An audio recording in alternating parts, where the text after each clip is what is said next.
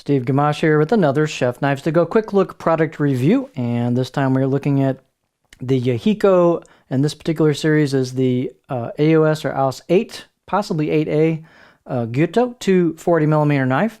So the steel on this, it's actually a mono steel construction, so it's not really the core steel, it is the steel for the whole knife. There's no layers or cladding, but it is either AUS-8 or AUS-8, possibly 8A, full stainless steel. Little unusual for use in this style of knife, but it's used a lot in hunting survival knives quite effectively in various other applications. It's known to be a tough steel, depending on, of course, how you heat treat it. I don't know the exact heat treat on this, but I'm going to guess it's in the 58, 59, possibly 60 range. I would say 59 is probably more likely. So again, construction is mono steel. It's one piece of steel that's probably laser cut, and then it's ground to shape. The weight and dimension should be pretty similar from knife to knife on this line. So this is about 233 grams or 8.2 ounces. So it's got a little heft to it, given the full tang handle. The edge length is right about 242 millimeters or 9.5 inches. Overall length is about, let's say 370 millimeters or 14.5 inches. Spine thickness, fairly thin knife. Pretty much very similar throughout, about 2.2 millimeters at the back. And then I measured about 2 millimeters about halfway down. And it does kind of start to thin out a little bit, and you can start to see that. But then you've got a fairly decent taper in the last 1.5 inches or so, and the tip gets pretty thin. Not quite as thin as on the Santoku or the 210 Gyuto, but it's thin enough to do a very nice job. They've also thinned these out nice at the edge, so the performance is very, very good on this line of knives. So definitely on the performance end of things. Blade height, that's 48.6, so just a nice kind of average height for this style of blade. Handle is black Packawood stabilized wood product with very nice fit and finish, really smooth on the rivets, the full tang, the bolster. Nice job on that. The fit and finish on the actual blade part, they've got a nice machine finish on it. So let's get our beauty shot here.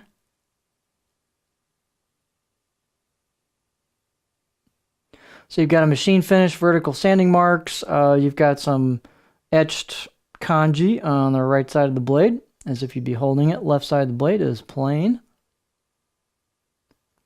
They've finished off the spine just a little bit to relieve those corners of the flat spine. They haven't done too much with the choil back here, which is typical of a lot of these knives.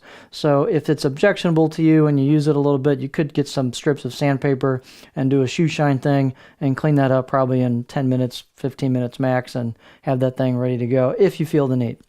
Out-of-box sharpness was very, very good. 6, maybe 7 out of 10 on my scale, so very sharp out of the box. Nice job on the edge.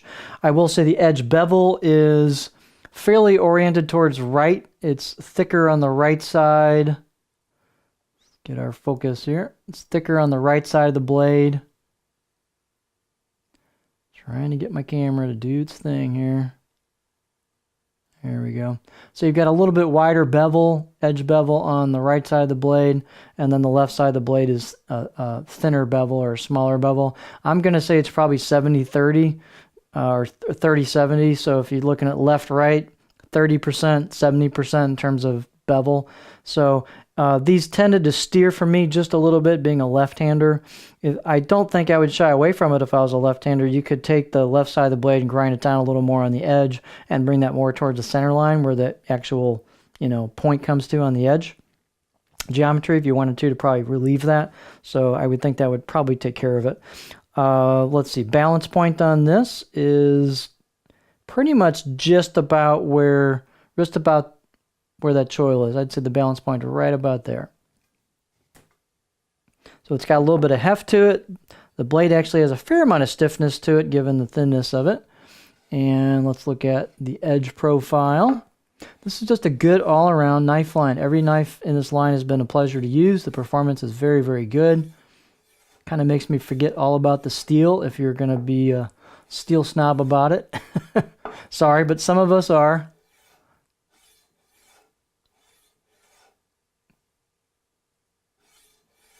But if you're looking for a high value knife, maybe a gift, or to get somebody into Japanese knives, or you want something that, that you can use and not worry about it quite so much. These are thin at the edge, but The steel typically is fairly tough. Don't know how this implementation is. We haven't gotten a lot of feedback yet on it. But so here's our edge profile.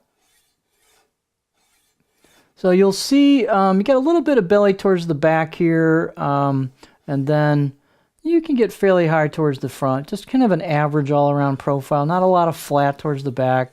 Just kind of a gentle belly throughout. So pretty versatile profile. Not a huge chopper, but you could do a lot with that with different techniques. So just a nice solid knife, a solid line of knives. Very well done. Really nice performance. So this is the Yahiko AUS-8 or AUS-8 Gyuto 240mm knife.